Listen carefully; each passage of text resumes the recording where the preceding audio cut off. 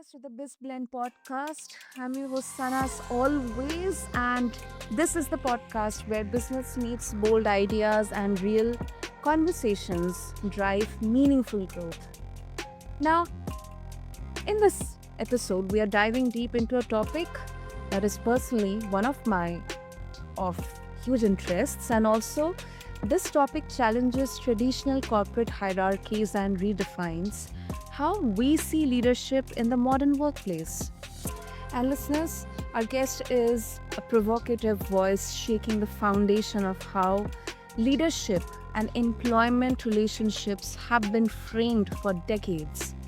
As the author of Employment Ethics, he asserts that leadership is not a top-down power dynamic, but it is a two-way relationship that demands reciprocity, respect, and reform.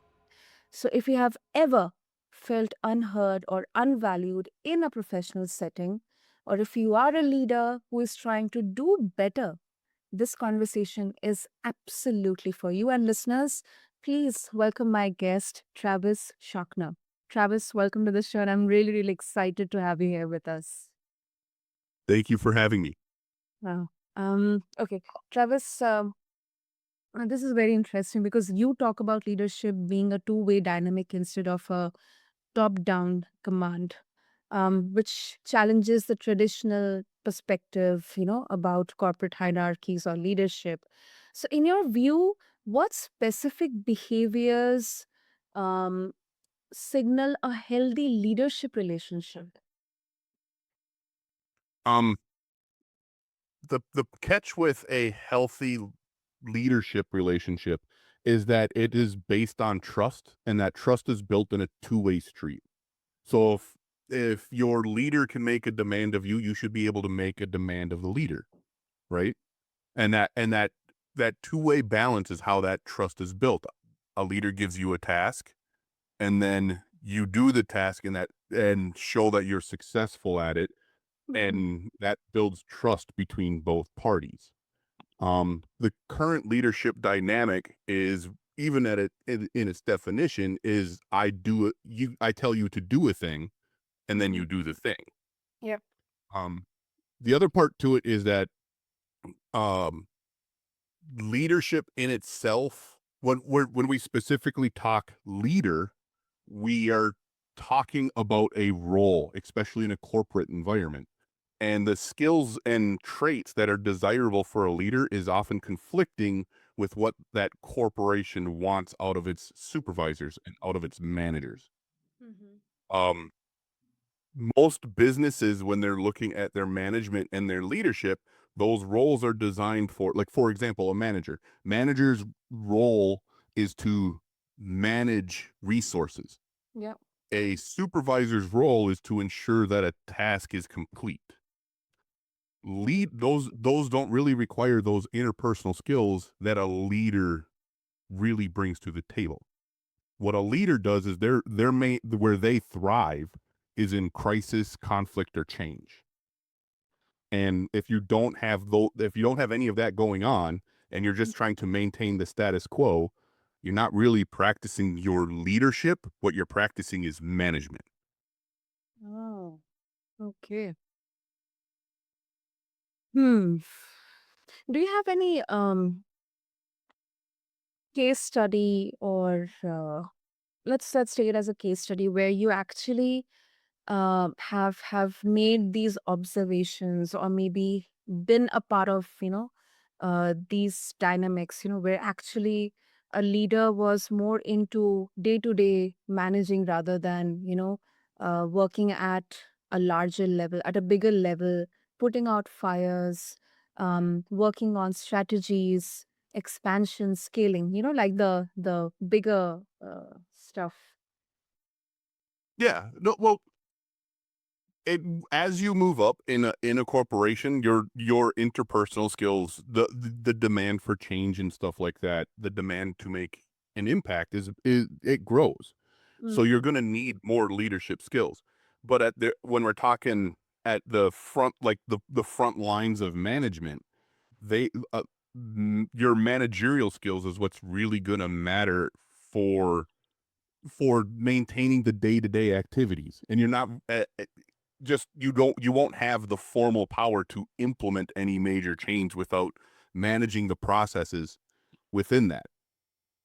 So um my easiest example is just human resources. Human resources, that is an entire field where inside human resources you have leaders in there trying to make change Yeah. within human resources, but within most corporations, human resources is really just making sure that, hey, we're meeting all of our legal requirements. We're meeting all of our, when it comes to our employees, we're making sure all the paperwork is properly processed. We're making sure um we're meeting all of our uh safety standards and stuff like that.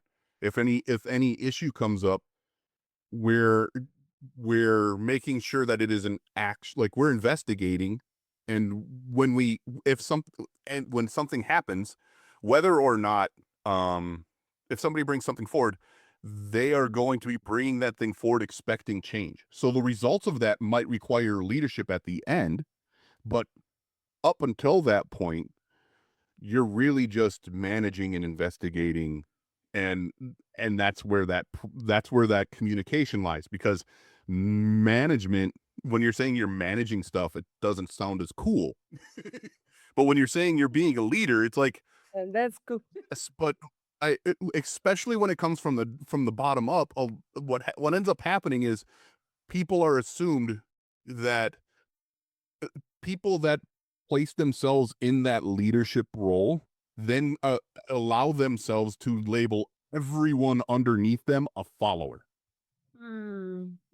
right? And that's the catch. Like I've at the very bottom of the pile, I'm not a follower. I am a hired employee trying to do my job so I can go home and hang out with the people that I actually believe are leaders. I can volunteer my time with people who are actually leaders that I view as leaders. But Mm. by employment, you're not a leader. I am here to do a job. I'm mindlessly putting my widgets together, and then I am leaving to actually participate in the rest of that leadership role, or who to respectfully interact with the people I view as leaders. It's quite an interesting distinction. And I agree with you. I agree with you, Travis. So I've seen so many leaders, be it CEOs or founders, they equate performance with control. But uh, as in context of your framework, collaboration and listening, they definitely play much bigger role. Because it makes everyone who is led by the leader feel more valued, contributed, equal, and listen. And that's what plays a very vital role at the individual level as well as the organization level as well. Um, and talking about your book, Travis, Employment Ethics, you argue that ego-driven leadership creates toxicity. Um, Now here's the catch that sometimes, I mean, that line between confidence and ego is kind of a blurred line, because people will say that no, sometimes you need ego, sometimes you need confidence to make sure that you achieve the target, or you have to look at the bigger picture. It may look right now, it may hurt some of my team members, it may look good to some of my team members, but if I look at from a bigger picture, it is working. So I should not think about whether it's my ego driving or it's looking as if I'm confident. So, how do you help draw that line? How can employees spot the difference early on?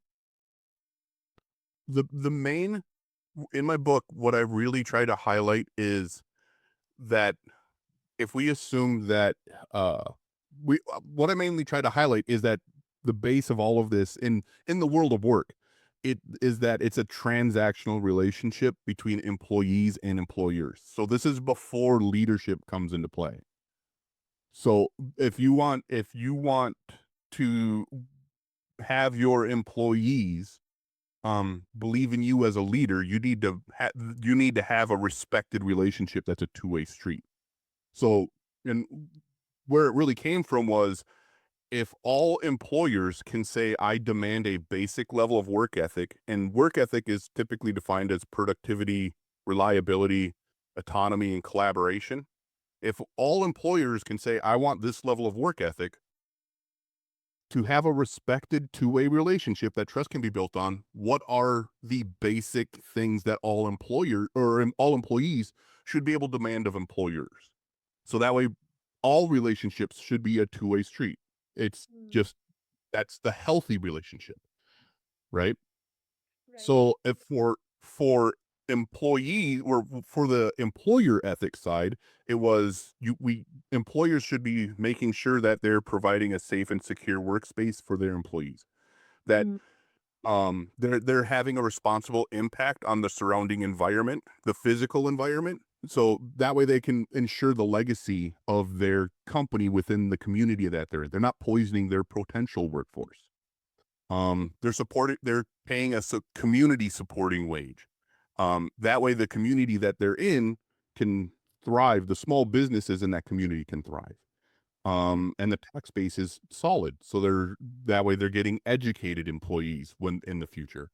And the final one is, a lot of people are obsessed with the relationship between like leader and follower, but with that transactional part, we're not looking for respect. What we're looking for is an accountable professional relationship. I can Mm. ask you to do a task, and then you do the task, and we just maintain that neutrality in our relationship. And then it's up to both parties whether or not they want to pursue a deeper relationship going forward. Um, or is that person meeting those relationship needs in another part of their life? And I think that's the important part, is that the professional relationship gives people the respect to find their needs outside of employment. Mm.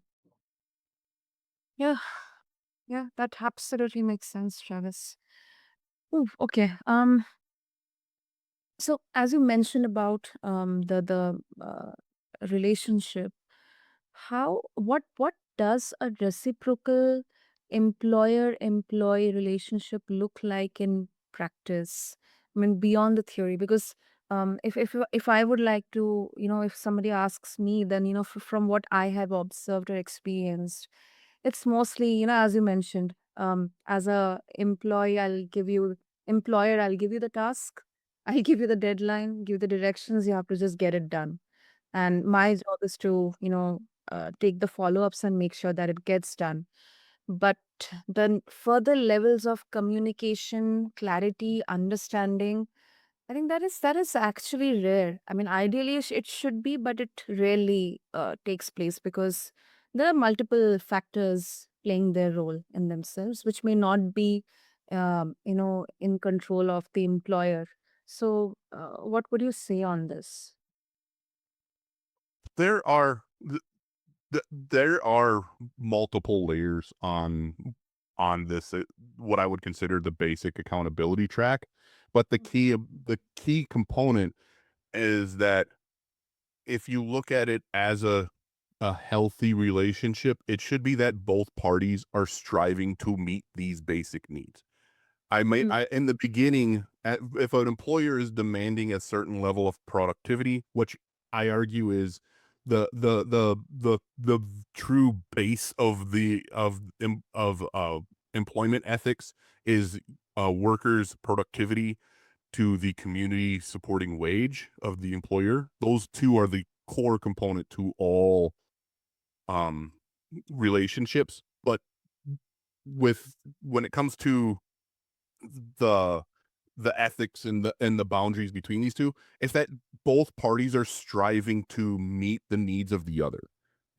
In a marriage, you want to make sure that your spouse or you would like to believe that your spouse is striving to meet your needs, and you would like to strive to meet your spouse's needs, right? Mm. That's the trade-off. And then that's where I argue about employment ethics. Both parties should be actively striving to meet the needs of the other. Um, and a lot of these are the catch is with the what I label as employment ethics in general, or the employer ethics, is that that accountability part. With when it comes to work ethic, the final arbiter of if I'm meeting their needs is my Mhm. employer. But when it comes to the employer side of meeting the employee's needs, in most areas around the world, it's the government that's making sure that the employer is meeting the needs of their employees, because it is actually the government that has the capability to take that very long-term view. Mhm. Whereas most corporations, especially, they're looking at it from a short-term window in comparison. They're 5 years max, whereas the government's like, I want to make sure this town is thriving forever. Yeah. So Hmm. it's that component between the two that's really important. Mhm. Mhm. Hmm. And uh, I mean, this can be such a cliche, Travis, but and it is heard so many times, especially in the HR circles. Yep. Companies will say that we treat our team like family. You are a part of our family. I mean, But yes. Uh-huh. that is a completely different topic though, because like I said, as when I look at employment ethics, I'm not looking for a familial relationship. I'm looking for a professional one. I Mm. don't want I get my feelings of family with my friends that are not employed by you. So when we talk about that, what I cover in my book is that the feeling of like, oh, we're all one big family here, blah blah blah. That leads into a commitment discussion. When Exactly. in HR they talk about what is researched in HR is that they don't research why people stay. What is researched is why do people not leave. So, Okay. and that's why it's not loyalty, it's commitment. And the we are a family. There in commitment, there are three, there's more, but there are three core components originally in commitment. It's the need to stay, the ought to stay, and the want to stay. And what I call them is those are the burdens of staying. So do I have the golden handcuffs where it's too expensive for me to leave? Well, that's need. You need to stay because you can't afford to go someplace else. When people say I ought to stay, well, that's guilt. That's a way to guilt someone. Like, you don't really want to leave them. They're your brother. They've been here just as long as you. They're your family. We're all a family. You don't want to leave your family. And then the want to stay is, look at the want is actually the hardest one to overcome, because I've dedicated my time and all my effort to this place for years. If I leave, I'm just throwing that all away. So now I'm locked into this place because I feel the pride in my work, and I feel guilty in leaving it. So that pride is holding me here, not anything else. And so that's like, the book really tries to demystify a lot of that stuff and Yeah. highlights like what I don't want. Like I said, we're not looking for a familial relationship. If I'm a bartender working at a bar, I'm not looking for a family at the bar I'm working at. I want to come in, serve my drinks, deal with my clients, and then leave. Go do something else. Exactly. That's where the importance though is that it's the relationship is employee employer. Hmm. And then also, I mean, it cannot be just black and white. Yeah, there have been many, um, uh, I mean, sometimes it can be like, you have got good mentors or good friends, even from your workplaces, who will be, I mean, with whom you can have beautiful relationships, professional or maybe personal, and then you can actually can have not exactly transactional benefits, but your workplace can actually shape the way who you are. I mean, we Mhm. scare, but it is possible. It cannot be just simple black and white. So, Yep. No, it can't be over time. The catch is that if an employer is meeting your basic needs mm, and you're meeting the employer's basic needs, if that two-way street or two-way relationship is trust built over time and everything is going smoothly, you should be able to meet all of your especially you should be able to meet all your needs through that employer. I remember a long time ago my when I was young, mm, my dad would take us to company picnics. And okay. he was like, everybody would chest thump that we're like, I work for this company. They're leaders in their industry. They take care of their people. And 30 years later, like no one cares that they beat with that they work at that company. They're considered like just another place to put in the grind. And they've corrupted their own image because they've sacrificed trying to maintain their employment ethics, but still demanded a high work ethic from their employees. And Mm. that's where like the catch with all this is it's not that the key to this healthy relationship is being able to identify when it becomes toxic. And that's the key. That's another part to every relationship.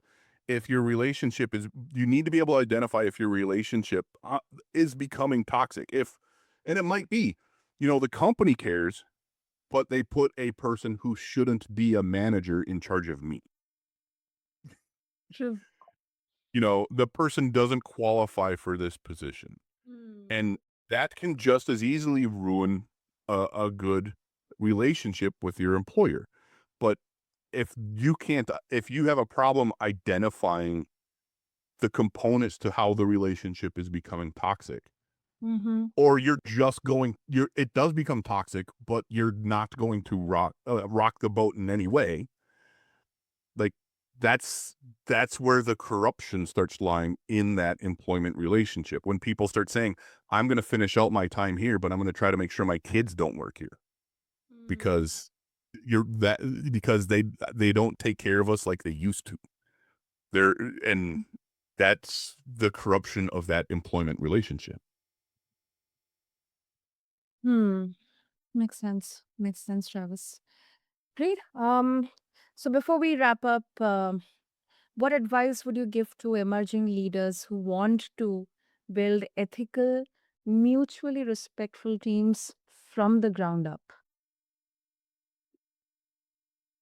My biggest advice would just be understanding that anyone you if you're starting from the ground up, no one should be more motivated than you in the success, and demanding that they do that they have that high level of motivation. You're demanding that they basically replace you. That you so you can't demand higher than a basic relationship. I need you to meet my needs. And I need you to meet my needs, and I'm going to strive to meet your needs. But my bar isn't my relationship or connection to this company. My bar is what I need from you for this company to be done and or to be successful. And that is where that mutual respect comes in. Where if you really want to be a leader, that trust is built, is accepting the fact that you need to be active in that relationship and not just passive, pass it on, and then expect everyone to be as motivated in everything else as you in what your company is doing. Mm, good one. That's a good one, Travis. And of course, if our listeners they would like to connect with you and also get a hold of your book, what would be the best way? Um, the best way would be to go to ftsleaders.com. Um, it's has access to all of my links and everything else. It also has where you can buy it early, but the book will be available on July 7th in physical copy. It's going to be published July 7th and on Amazon, Barnes and Noble, and all the other book distributors. Wonderful. I'll make sure to have all the links in the show notes. And Travis, this was absolutely thought provoking conversation, discussion. on this because somewhere down the line, especially with uh, context to today's scenario and then the professional world, I think the discussions around employer relationships, workplace ethics, they have to be revived because they form the basics of any organization, whether it's a startup or it's a multinational corporation or it's an organization. So thank you so much for the work you are doing, and thank you so much for helping us understand that transforming employer employee dynamics isn't just about the HR policies, it is about mindset, intention, and shared humanity. So, thank you so much once again, Travis. Thank you for having me.